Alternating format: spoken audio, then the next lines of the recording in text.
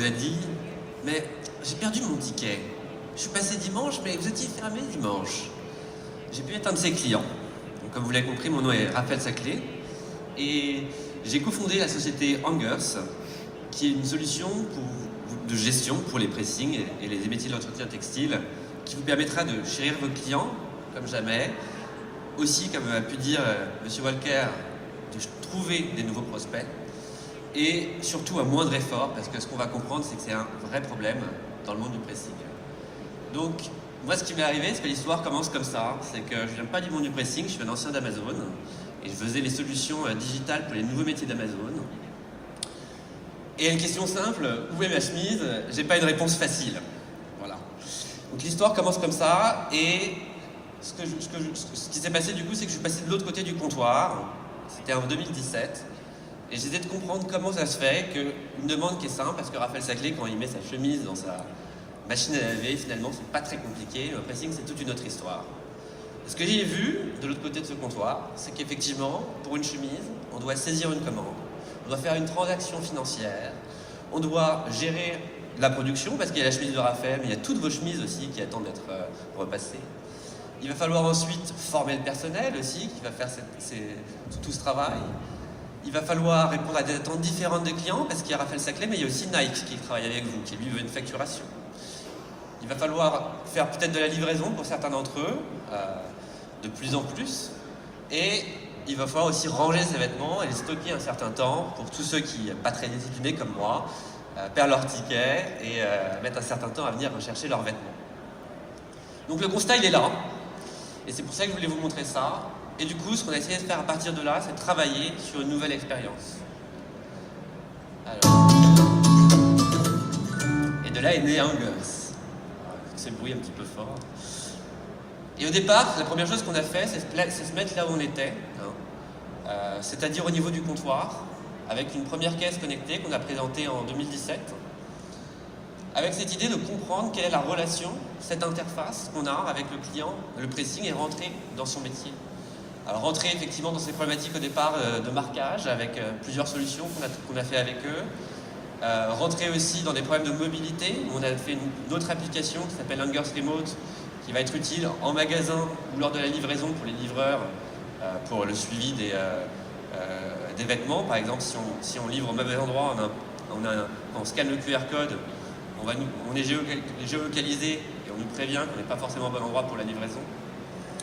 Et piloter les convoyeurs, parce que c'était effectivement une vraie problématique dans le pressing, le rangement des vêtements et la gestion de la production. C'est ce premier outil qu'on a fait au départ pour comprendre quels étaient les métiers et comprendre comment on peut faire gagner du temps. Et avec ce temps-là, on a essayé d'automatiser des choses derrière pour enrichir la relation client. La première chose, ça a été effectivement l'envoi d'SMS et d'emails automatiques pour tous les clients, la mise en place de programmes de fidélité et de plus en plus de choses. Le résultat, c'est qu'un an plus tard, on a une vraie success story pour vous, les pressings. À chaque étape, on a réussi à faire gagner beaucoup de temps. On parle de 8 heures par mois. Comment est-ce qu'on fait ça? Je vais revenir un petit peu du coup sur l'histoire d'avant. Sur la caisse, à chaque étape, on va supprimer du temps. Chez Hangers, et dans la maison d'où je venais avant, on est complètement obsédé par cette dimension-là, c'est le temps. Et la réalité du pressing, c'est que l'argent, on l'en fait lorsqu'on repasse des chemises, et pas lorsqu'on fait l'accueil, et pas lorsqu'on fait autre chose, et surtout pas quand on fait sa comptabilité. Tout ça, c'est du temps perdu, donc nous, on travaille à automatiser tout ça. Donc, par exemple, pour reprendre sur cette histoire de caisse, quand un client arrive, nous, on arrive à prédire qui est le client. On arrive à prédire le client parce qu'on se souvient qu'il vient le samedi. Et alors, les premières choses que vous allez voir, c'est quand vous sélectionnez les clients, c'est les clients qui étaient là au moment où on pense qu'ils vont venir. Lorsque vous sélectionnez les clients, pareil, on va prédire les vêtements.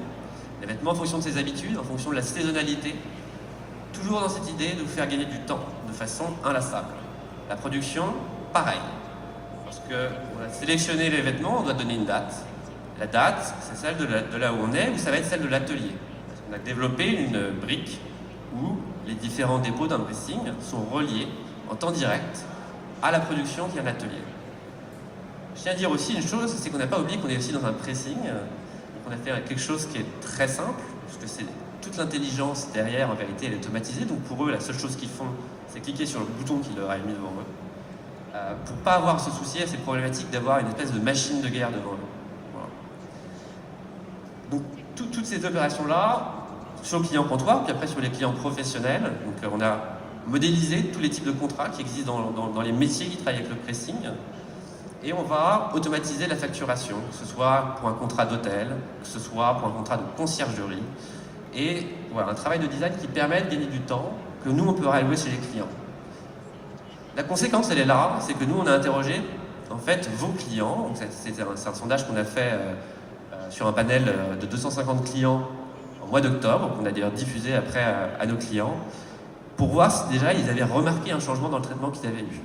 Dans le travail qu'on a fait ensemble, les résultats sont là, 94,5% de vos clients ont apprécié le changement d'expérience. Ça veut dire déjà une chose, c'est qu'ils l'ont remarqué aussi. C'est même pas seulement apprécié, c'est qu'ils l'ont remarqué. Il y a eu un vrai changement dans cet accompagnement. Et la conséquence de ça, la bottom line, c'est quoi? C'est qu'on a une augmentation du chiffre d'affaires de 7 à 11%, qui est liée à la mise en place de différentes options. 7%, ne serait-ce que la mise en place automatique donc des SMS que nous on traque, c'est-à-dire quand on met en place un programme avec un pressing, on a un chargé, un conseiller qui va regarder que notre client adopte bien les caractéristiques qu'on lui met en place. Si on est en dessous d'un certain nombre de téléphones qui sont récupérés par nos pressings, on va les appeler de façon proactive pour leur signaler qu'il faut qu'ils reprennent les numéros de téléphone parce qu'on sait que derrière, la conclusion, c'est une rotation d'inventaire qui est plus rapide. Le client qui a son texto, il pense à aller au pressing et du coup, il ramène notre vêtement. Voilà.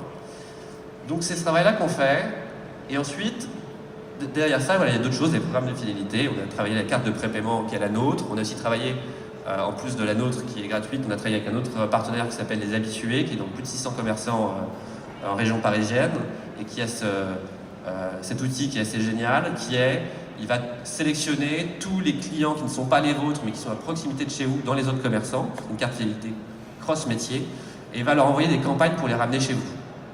Voilà. Donc c'est un peu un des partenariats qu'on a fait. C'est gagnant-gagnant pour nous, puisqu'en un an, on est passé quand même de 0 à plus de 100 pressings dès la première année, et on a pour l'instant qui sont toujours avec nous, on est toujours à 0 perte. Et un développement qui est international, ça c'est grâce aussi à un autre événement du pressing comme celui-là, donc on remercie beaucoup les organisateurs de ce type d'événement, puisqu'il y a quelques mois, nous étions à Détergos, nous avons pris des contacts avec plus de 30 pays, ça n'était pas du tout prévu, et on commence à les déployer. Donc maintenant on est une petite multinationale en un temps assez rapide. Surtout ce qu'on a compris en fait de cette aventure, c'est qu'en passant de l'autre côté du comptoir, effectivement on a fait un pas dans l'inconnu, hein. On a commencé, au départ on était 2, maintenant on est 7, on sera bientôt 10, tout va bien. Et ce qui a fonctionné, c'est qu'on travaille avec les gens qui sont avec nous. Moi je ne fais pas le nouveau produit d'Amazon, d'ailleurs quand j'étais chez Amazon, il y avait quand même une certaine intelligence dans ce géant, qui était qu'on me refaisait travailler sur les nouveaux métiers. C'est qu'il y avait quand même cette reconnaissance que faire la nourriture en France, travailler avec des distributeurs français sur la nourriture, ce n'est pas la même chose. Parce que les retailers sur de la nourriture, les fiches clients n'existent pas comme on peut le trouver dans d'autres métiers du retail. Et donc on travaillait sur des produits spécifiques européens, donc il y avait une vraie reconnaissance de ce gène du métier. Dans l'artisanat, c'est encore plus vrai. Et cette alliance qu'on a fait de travailler ensemble, on s'est dit, maintenant qu'on est passé de l'autre côté du comptoir, ce serait bien d'aller encore plus loin. De comprendre qui sont toutes les autres personnes, qui ne sont pas dans le comptoir, mais qui ne sont pas dans la boutique, qui travaillent avec nos pressings. Et c'est le travail qu'on a fait pour aller chercher partout des partenariats stratégiques qui vont nous aider dans le monde du pressing pour que cette union soit encore plus riche et qu'on puisse avoir un outil qui soit encore plus lisse pour eux, pour leur libérer du temps de travail. Donc pour reprendre un petit peu ce qu'on a vu avant, c'est au niveau des transactions. Donc déjà on a fait un premier partenariat stratégique avec Generali, où on a digitalisé entièrement l'expérience des litiges pour leurs clients, qui est entièrement intégrée pour eux, c'est-à-dire que lorsqu'un client vient faire un litige, le formulaire est entièrement fait avec la signature, digitalisée, protégée, et au moment de l'envoi, ça l'envoie de façon tripartite, et au client, et au gérant, et à l'assureur. Du coup, on a un traitement aussi qui est préférentiel pour ce type de transaction.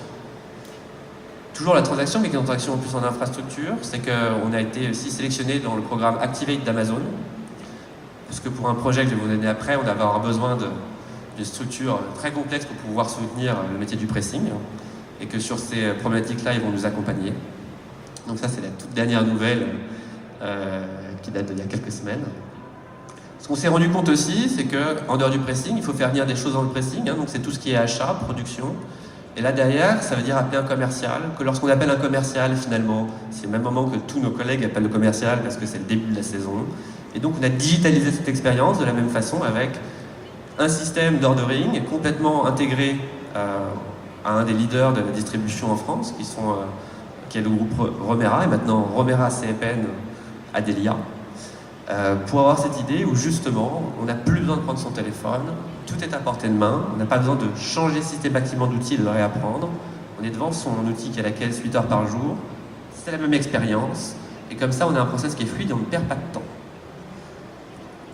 On a aussi pensé à ces fameuses attentes de clients. Donc on a fait un partenariat avec CleanDrop, que vous retrouverez aussi sur le salon, qui permet d'avoir un casier connecté à notre système de gestion pour avoir une amplitude en termes horaires qui soit plus importante pour vos clients et aussi pouvoir déporter un point de chalandise en dehors de votre magasin.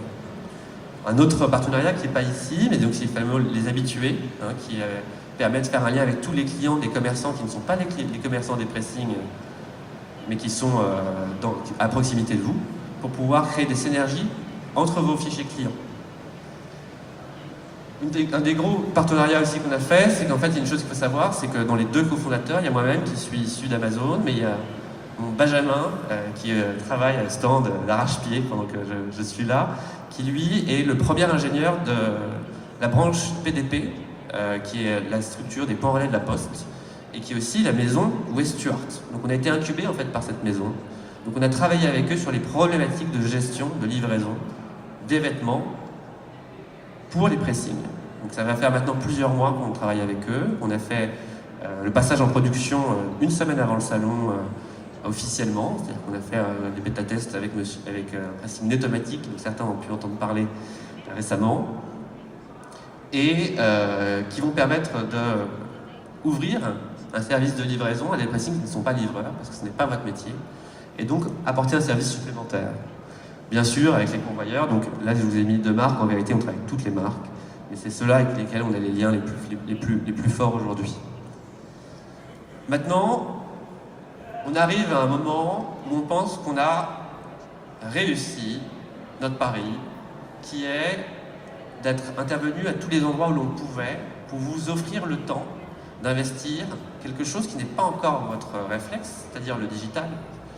Parce que la réalité, moi c'est surtout ce que je dis, j'en reviens là, c'est-à-dire que oui, Facebook, faire un post sur Facebook, tout le monde peut le faire, parce que ça ne prend pas de temps. Mais en fait, si on n'a pas un investissement qui est récurrent et une vraie stratégie, un travail dans notre relation client, finalement c'est un peu un coup d'épée dans l'eau.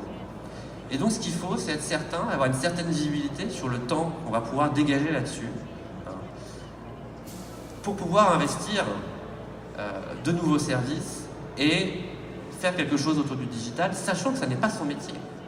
C'est là où nous, on va intervenir. Et aujourd'hui, notre mission, on pense qu'on a réussi à avoir parce qu'on va vous offrir la dernière brique de notre produit, qu'on vous présente aujourd'hui, qui va vous permettre à vos clients de précommander ou de se faire livrer chez eux en un clic, livrer soit par notre partenaire Stuart en France, en Angleterre et en Espagne, et dans 37 villes en France. Et aussi, on va pouvoir mettre cette technologie pour ceux qui ont une flotte personnelle, parce qu'on travaille avec un outil, avec Stuart, qui serait une technologie qui vous sera aussi mise à disposition. Toujours cette idée aussi, je tiens à dire quand même, avant de passer à la suite, que pour Stuart, on a donc aussi pré-négocié une tarification, parce qu'on sait aussi que la livraison, ça coûte cher, où les tarifs qu'on a sont les mêmes que ceux qu'ont Deliveroo aujourd'hui. En fait, c'est Eatwiz, je crois. Et parce qu'en fait, voilà, il y a une vraie volonté aujourd'hui de la direction Stuart, donc de M. Darchambault, je ne sais pas si c'est enregistré, donc je le remercie, de soutenir un petit peu ce secteur, cette transformation. C'est quelqu'un qui s'est beaucoup investi à nos côtés et qui permet aussi la réalisation de ce chantier. Donc voilà, c'est ça que vont avoir vos clients. C'est une plateforme. Pardon, il y a pas autant. Je vais vite. Bon, voilà. Maintenant, vos clients pourront acheter en ligne, un peu comme Deliveroo, mais c'est pour vous. C'est entièrement intégré à votre caisse, donc il n'y a pas une double saisie, il n'y a pas de travail supplémentaire. Vous retrouvez une expérience qui est simple, et comme vous voyez à droite, soit on peut se faire livrer, soit on peut amener la chose chez soi. Comme je vais essayer d'aller très vite, bien sûr, ça c'est pour vos clients particuliers, mais c'est aussi une solution clé en main de conciergerie pour tous vos clients professionnels, avec toujours cette expérience que eux verront leur prix et leur contrat. Voilà. Donc c'est vraiment la solution. Aujourd'hui, c'est une solution qu'on a déjà pitchée aussi à 2 entreprises, dont une grosse société comment on appelle ça, de travail sharing space. Enfin, c'est où ils vont prendre notre solution parce que c'est un service qu'ils veulent et ils vont du coup travailler avec des pressings qui seront chez nous. Voilà. Donc on pense qu'on a réussi notre objectif. Moi, ce que j'espère, c'est qu'on va pouvoir continuer à travailler ensemble. Je vais aller vite. C'est la vidéo que vous pouvez retrouver sur notre stand. J'ai compris que j'ai pas beaucoup de temps, je ne vais pas la montrer. Et donc vous pouvez la voir en tout cas au stand B12, sinon nous contacter. Et j'espère en tout cas que tous les gens qui sont ici, on aura plaisir d'échanger avec vous et peut-être continuer à construire l'avenir du pressing ensemble. Merci.